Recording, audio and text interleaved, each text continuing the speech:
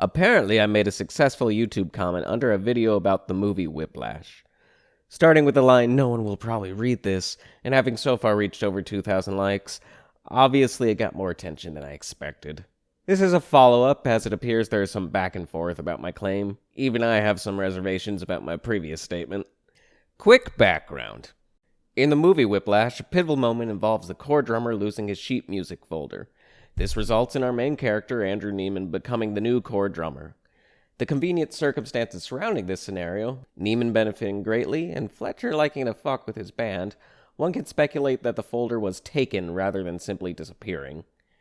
The YouTube video asks who took the folder, and in the end the video doesn't give a concrete answer. So, my comment. No one will probably read this, but you don't have to speculate. Fletcher took the folder. When we first meet Tanner, we are shown his sheets for Whiplash. You can see two distinct markings on the page, loud on top, softer near the middle. At the end of the film, the folder given to him has the exact same markings. Some of the responses I've gotten go along the lines of, the same markings don't prove anything, as it could either be a copy or that could be the markings that all band members have. Also, we never see Fletcher hand the folder to Neiman before the final performance. First, where can you see the markings I'm talking about? Here's the scene. Neiman is setting up for Tanner, and we get a close-up of his sheet music. Then in the final performance, we get another close-up of the same sheet music.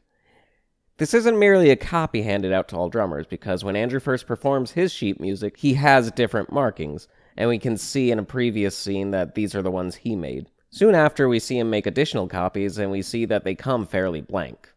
So, second, does Fletcher give Neiman the folder? Here's the series of events. Outside of the jazz club, Fletcher asks Neiman to play drums at the upcoming concert. Says to take the weekend to think about it.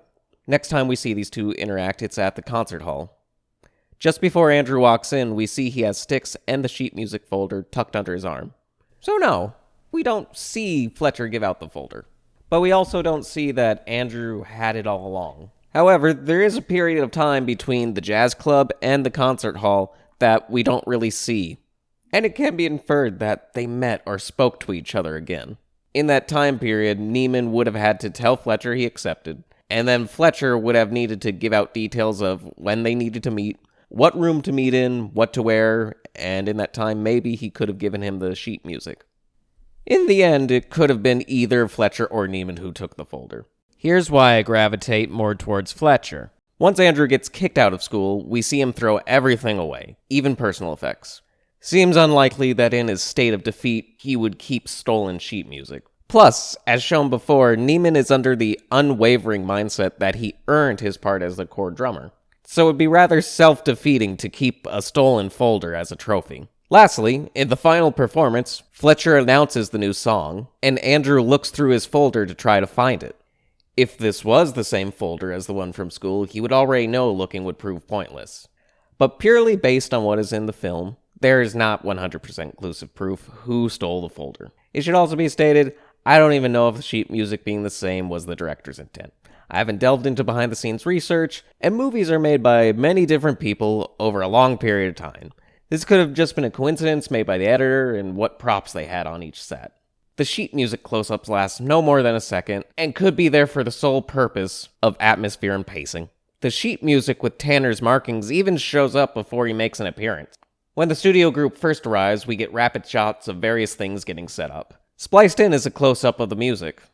Ultimately, it isn't a significant piece to the story, and you can apply your own conclusions. I just had fun playing detective.